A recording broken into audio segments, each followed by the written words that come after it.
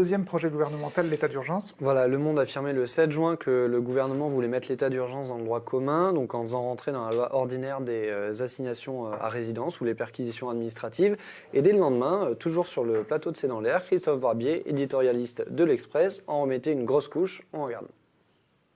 Les opinions, en effet, sont devenues très dures sur ce sujet-là. Elles veulent absolument des moyens et elles veulent qu'on durcisse le ton, qu'on durcisse les actes face aux terroristes. Bien entendu, les populations ont accepté d'ouvrir les sacs quand on rentre dans un magasin, un lieu public, une gare ou une salle de spectacle. Bien entendu, elles acceptent de voir en France des militaires au coin de rue. Ça rassure, on comprend cela. Et puis surtout, pour justement arrêter les terroristes avant qu'ils ne passent à l'acte, la population, l'opinion a accepté qu'au nom du renseignement, on puisse décréter l'état d'urgence et donc avoir des actions administratives de perquisition, d'interpellation qui ne respectent pas les codes judiciaires habituels, les procédures juridiques traditionnelles, et puis qu'on puisse surveiller tout le monde en écoutant des téléphones, en surveillant Internet, au nom de la protection de chacun. De ce côté-là, la culture a beaucoup bougé en quelques temps. Et ceux qui viennent dire, attendez, c'est pas normal qu'on puisse espionner une messagerie Internet ou qu'on puisse craquer des codes de messagerie privée, se font regarder comme s'ils étaient les complices des terroristes. De ce côté-là, l'opinion vraiment a basculé du côté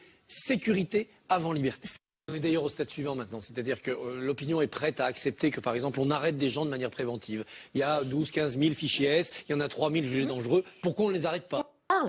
À Bayeux, 14 400 habitants, il n'y a pas de contrôle au faciès. Oui, parce que aller trouver 10 personnes de couleur sur Bayeux, ce sera peut-être le maximum. Non.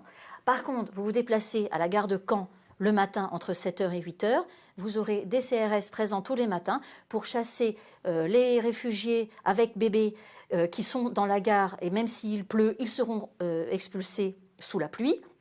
Et ensuite, pour passer le temps, vous aurez 3 personnes en train de faire du contrôle au faciès. Bon, évidemment, je ne suis pas à Caen, je suis à Bayeux, où il n'y a pas de problème pour le moment d'état d'urgence. Très peu de personnes se sentent concernées. Parce que le message est passé. Parce que le message des sécurités avant la liberté est passé. J'ai fait une réunion spécialement sur ce thème, sécurité et liberté. J'ai fait venir Benjamin Bayard de la Quadrature du Net. On a eu effectivement des personnes qui sont venues pour s'informer. Peu. Oui, peu.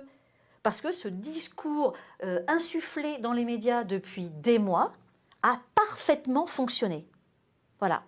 Et que mes adversaires se sont servis aussi de mes votes contre moi pour dire, vous voyez, Isabelle Attard, elle ne nous protège pas du terrorisme puisqu'elle vote contre les prolongations de l'état d'urgence. Dans l'hémicycle, je me suis fait traiter de terroriste par des députés type Ciotti et Larrivé. Vous voyez où on en est arrivé. En fait, c'est ça. Vous essayez d'exprimer le fait que l'état d'urgence ne sert à rien. En fait, j'ai fait quoi? J'ai juste résumé le rapport parlementaire de juillet 2016 de messieurs Fenech et Pietrasanta qui disait clairement que l'état d'urgence ne servait plus à rien.